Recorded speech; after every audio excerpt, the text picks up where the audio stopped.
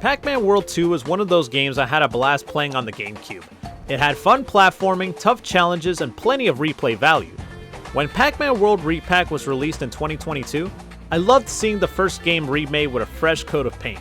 Naturally, I was hoping the sequels would get the same treatment. So when Bandai Namco announced that Pac-Man World 2 was next in line for the RePac remake, I was excited. This was a game I spent countless hours on as a kid, collecting fruit and hunting secrets. Still, some of the early changes had me concerned. It looked like it might stray too far from the original.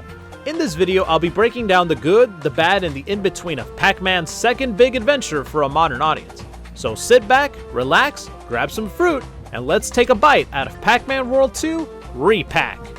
The story remains true to the 2002 original. The ghosts steal the golden fruit from the Pac Village tree, accidentally freeing Spooky, an ancient ghost sealed away centuries ago. Now it is up to Pac-Man to defeat Spooky and recover the golden fruit.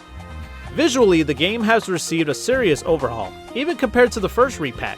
Cutscenes have been fully updated and the characters now feature full voice acting. Martin T. Sherman, who voiced Pac-Man in Pac-Man World 3, returns and nails the role again 20 years later.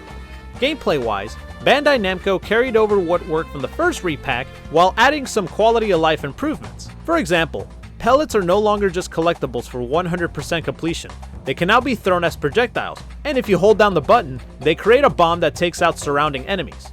Power pellets once again let Pac-Man grow giant, just like in the previous remake to gobble up the ghosts. New moves expand Pac-Man's arsenal too. The Super Butt Bounce works like the original move, but with extra timing and power for a stronger, higher bounce. A new landing indicator similar to Crash Bandicoot 4 makes platforming more precise. Pac-Man can also hover briefly in mid-air, and the kickflip now works both on the ground and in the air, making it more versatile in later levels. Occasional transformations like Metal Pac-Man or Mini Pac-Man return, letting him sink in water or squeeze through tight spaces. Each level now has optional missions, like hitting a certain score or defeating all the enemies. Completing all three in a stage rewards you with costumes and arcade games. Collectibles also work differently. When grabbing fruit, the HUD now shows how many remain on a stage, unlike the original where you wouldn't know until you collect them. Tokens, which originally unlocked arcade games like Pac-Mania and Pac-Attack, are now used in a gachapon machine to collect Hub World statues. Speaking of collecting, hitboxes have been fixed.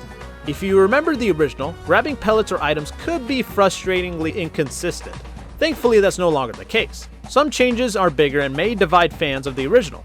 The Pac Village Hub World has been expanded. You can talk to NPCs, place statues, and access stages through areas rather than a simple world map. Bosses have also been redesigned.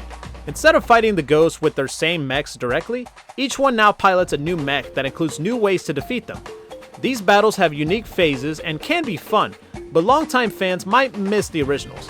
The same goes for the scuba levels, which used to play like a rail shooter but are now open, exploration-based stages.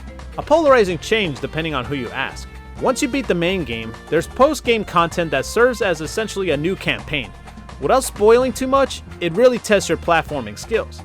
The best comparison I can give is to Metroid Zero Mission, a faithful remake of the original game that adds a whole new adventure afterward. Overall, Pac-Man World 2 RePac keeps the heart of the 2002 classic while updating it for modern players. It's not a one-to-one remake, but it feels like a love letter to early 2000s platformers, and proves Pac-Man still belongs in the spotlight. It's proof that a remake can evolve without losing sight of what made the original special. Thanks for watching this video. If you enjoyed it, hit that thumbs up. If you haven't yet, hit that subscribe button and turn on notifications.